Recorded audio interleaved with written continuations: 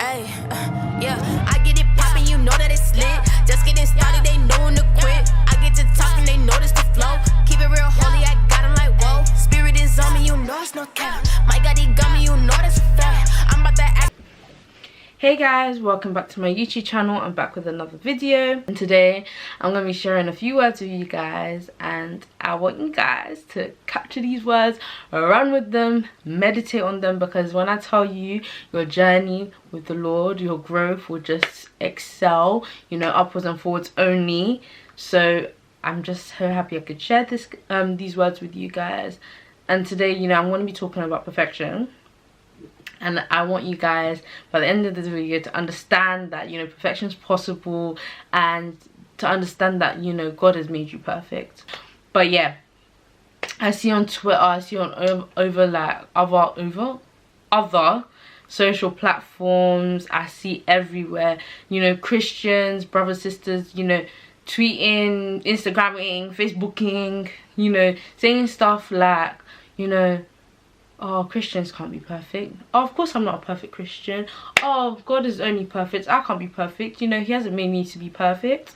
And it's like, oh, like, it really, like, honestly, really hurts my heart when I see things like that, because it's like, sis, bro, only if you knew.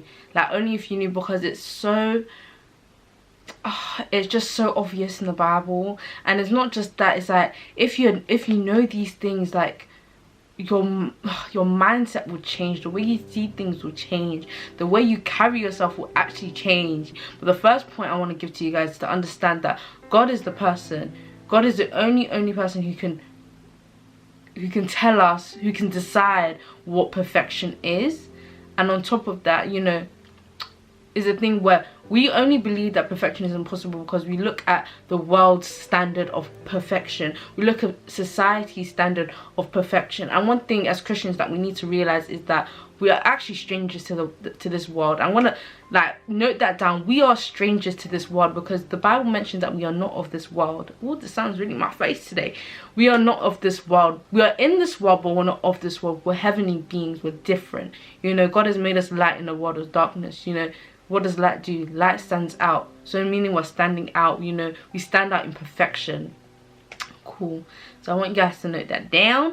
Second point is that I want you to understand that perfection is demanded and desired by God. It's desired by God and it's demanded. You know, in the Bible there's several scriptures that, you know, God is declaring perfection. So many times to different people in the Bible, you know, he talks about Abraham being perfect, he talks about Noah being perfect, he talks about Job being perfect. You know, these things should already tell us that, you know, God demands perfection from us, or God desires perfection, and he recognizes perfection. In Genesis 6:9, you know, God says that Noah was a just and perfect man. So if God is declaring these things, of course perfection is possible. And, you know, even in the Bible verse that says, you know, even Jesus said, be thou perfect as your Father in heaven is perfect, showing that it's demanded for us. But I know a lot of you guys are going to be like, oh yeah, but you know, this Christian thing is so hard, like not all of us can be perfect, we're still growing. Yes, we're still growing. We're all perfect, but still being perfected. We need to understand that perfection is at different stages. It doesn't come at different stages, but it's at different stages. And we need to understand that, you know, let me give an analogy. So you have a baby now. A baby can't walk. You know, we all know babies can't walk. So it's a thing where the baby's crawling. You're not going to look at the baby and be like, oh, this human's not perfect because he can't walk. It's because of the level that it's at. It's at a level where it's not able to walk yet, but doesn't mean it's not perfect. It still carries perfection. The baby still carries perfection. So it's like us as Christians, you know, when we become born again, we start off as babes and we grow to be mature. And at every stage that we grow, at every level, we still carry perfection with us. Because why? It is within our nature. God has given us perfection in our nature. And that's one thing I really want each and every one of you watching this to understand, is that perfection, we don't need to strive for it. We don't need to work for perfection. We don't need to pray and fast for perfection. Perfection is being knitted into our nature. It's the nature that God has given to each and every one of us, you know. And you're probably thinking, yeah, but how is it in our nature? And just deep, okay, let's break down the verse. He created you in his own image. God is our creator. He created us, each and every one of us, in his own image. Yes, we say God is perfect, meaning that we are also perfect, but there's more to that. You know, God has equipped us with every resource that we need to be perfect. Every single thing that we need to be perfect, God has given to us. He's equipped us with it. You know, he's put it within our nature to be perfect. And there's a thing where, yeah, but it's like, oh yeah, but it's my nature. How come I'm still like struggling with this? It's because, you know, we need to allow our minds to understand that, you know, the only way to recognize perfection is if you believe in perfection. You will not obtain perfection if you think that you can't be perfect. You know, it's a mind thing. It's a thing where you have to renew your mind. You really have to renew your mind. If we look at Romans 12:2, it says, and be not conformed to this world, but be ye transformed by the renewing of your mind, that ye may prove what is good and acceptable and perfect will of God. Okay, let's break down this verse. So if we look, so be not conformed to this world, cool, we understand that, but be ye transformed by the renewing of your mind. You know, God didn't just say be ye transformed.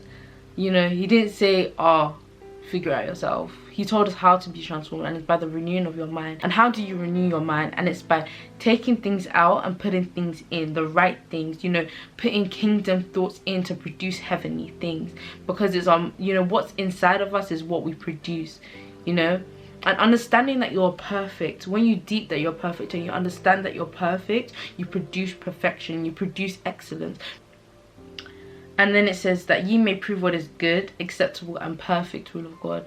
Like I said, through this, you know, one thing, you know, I really love about this verse, it really makes me understand that, you know, how do you renew your mind? That's the question. How do you renew your mind? And it's by the word of God and understanding the word of God. And the word of God does say that we are perfect. So understanding that and using that to renew your mind, you produce perfection, you produce excellence. Through that, your life will be evidence that God is real. Through that, your life will be evidence that the word works in your life. Because when people see you, they'll be like, what manner of man or woman is this?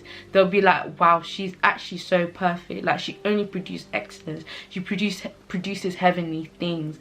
And people will see that from you, because what is in your mind, what is in your heart, what is in you will come out in everything that you do. And once we come to this understanding that we are perfect, we've renewed our mind to understand we are perfect, we will walk in this perfection that God has placed for us. Because one thing we need to understand is that God has a perfect will for each and every one of us. And for us to walk in this perfect will is to, you know, align your thoughts, to align your plans, to align your life with God, to align your thoughts with God's thoughts, to align everything with God. And once you align yourself with God, you will walk in that perfect will, because your thoughts are now God's thoughts. And then with that, you find yourself desiring the word more. You find, you know, the word of God being lodged into your spirit. You know, the word of God is food to our spirits. It is food to our spirits, and it's parallel to the concept of our body and food. So it's a thing where when we eat food, when we eat meat, it, you know, it basically makes us grow. It becomes part of us for us to grow. So the meat is now broken down, is digested, and then it's made part of us so we can grow. It's the same thing with the word to our spirits. It's broken down, it's digested, and it becomes part of us so that we may grow. And that's why you can't just read the Bible and say, yeah, I read it, deuces. No, you read it, you understand, you break down, and you do the word. And that's what makes the difference. And that's what, you know, that's literally what makes the difference. And, you know, the word of God now becomes lodged into your spirit, that everything you do will be the product of the word of God. So yeah, that's my video for today. I really pray that, you know, as I've spoken to you guys, I pray that you run with this message, you run with these words, that you meditate on them, and then, you know, you walk in this perfection, you walk in the perfect will of God. But yeah, thank you guys for watching my video. Like, comment, subscribe, and comment down below what videos you would like to see from me as well. And yeah, have a lovely day. Bye. Was that one sign? When I was in the world, I was once blind. Through grace, got saved, now I got Christ. All I needed was that one sign.